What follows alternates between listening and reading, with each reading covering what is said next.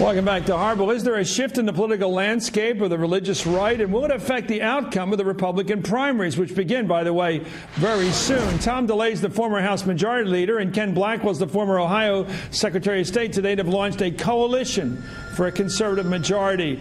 Congressman DeLay, I have to ask you this. Why do you think Rudy Giuliani, a man who's been married 3 times, a Roman Catholic who says he doesn't go to church very often, who's pro-choice on abortion rights, doing so well among Republicans? Well, it's all a matter of degrees, Chris. It's good to see you, but Giuliani has kind of hit a ceiling, in my opinion, that reflects the moderates in our party. I don't know if he's going to get past that ceiling or not. I think it's way too early to tell.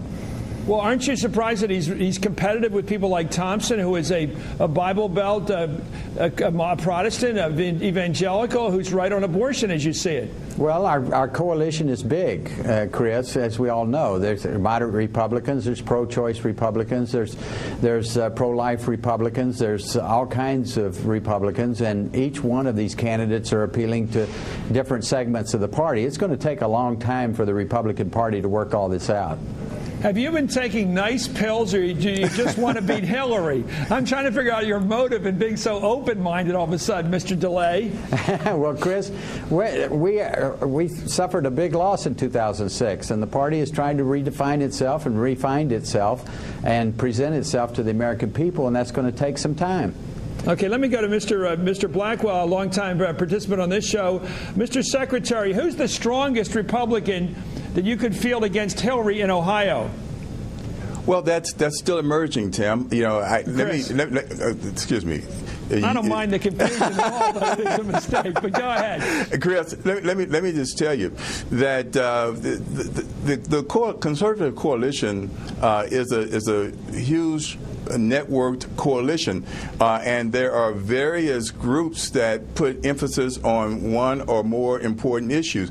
I think right now it's a wide open competition in Ohio, but I think the ultimate winner will be the person who basically says we're going to win the war, we're going to continue to cut taxes, we're going to make sure that Second Amendment rights are protected, and we're going to make sure that families and our babies are protected. I mean, that's a simple, straightforward message that will be the message of the winning candidate, and it's the message of the winning coalition in November. Well, you've just excluded Rudy Giuliani. Well, no, I didn't. I mean, Rudy Giuliani is pretty strong on the war. What I didn't mention is the courts. I mean, Pat Robertson was very, very clear that he thought that ultimately the fight to end abortion would rest in the Supreme Court. He made a calculation that if Giuliani is the president, Giuliani will change the composition of the court and ultimately give the pro-life movement its well-earned victory. But there are other pro-life groups that disagree with that. Our goal here is not to participate in a game of subtraction and division, but addition and multiplication. I understand. And the way that you do that is to make sure that people appreciate the big footprint that the conservative movement casts. You know, of course, you are judging the decision of Rudy Giuliani and what kind of judges he's going to pick, gentlemen, based upon what Pat Robertson assesses about Rudy Giuliani's commitment to naming strict instructions. Now, just remember, Pat Robertson is a guy who has said that mainstream Protestants are antichrists. He has said that women are all going to leave their husbands, kill their babies, and become lesbians. This is the kind of statement that comes out of Pat Robertson lately. Chris, yes, I gave you the rationale that Pat Robertson has given for backing Rudy Giuliani. Sure. That was given some weight by Ted Olson and Ken Starr and other legal scholars that have been supportive of Rudy Giuliani. I did not say that was necessarily the prescription for the winning candidate in the primary season, and I think that's important. Look, the primary season is a purification process. It is a process that allows the grassroots conservatives and Republicans to hear the views, to weigh those views of the various candidates against, the agenda that is emerging. Our job, Tom and I have decided that we want to make sure that we go outside of the Beltway, we drive home a conservative agenda, and we build the organizational capacity to support whichever candidate best serves that agenda. Mr. DeLay, are you going to set yourselves up as gatekeepers, as purification testers of the Republican nominee? In other words, well, you know what I mean. Well, we kicked off today, Chris, Coalition for Conservative Majority. Ken Blackwell's the chairman of it.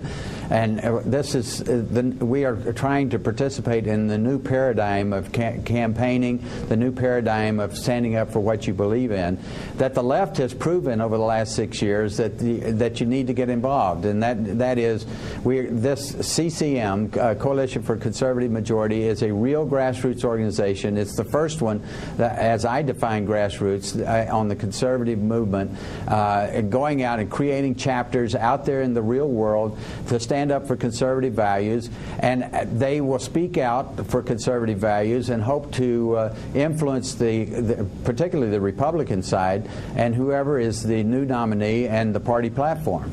Do you think there's a possibility that your party will not have a nominee until you get to Minnesota? I hope next so. September? I hope so. I think this is a very good process that we're going through.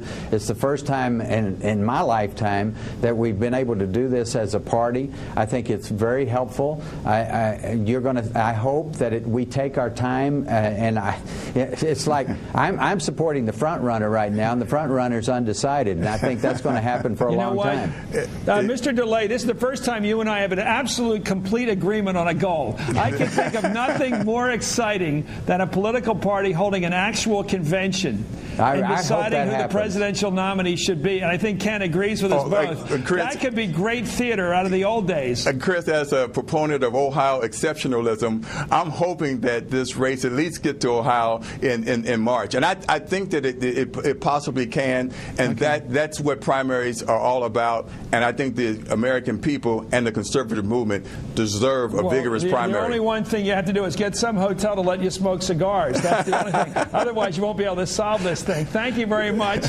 Congressman Tom DeLay and Secretary Ken Black.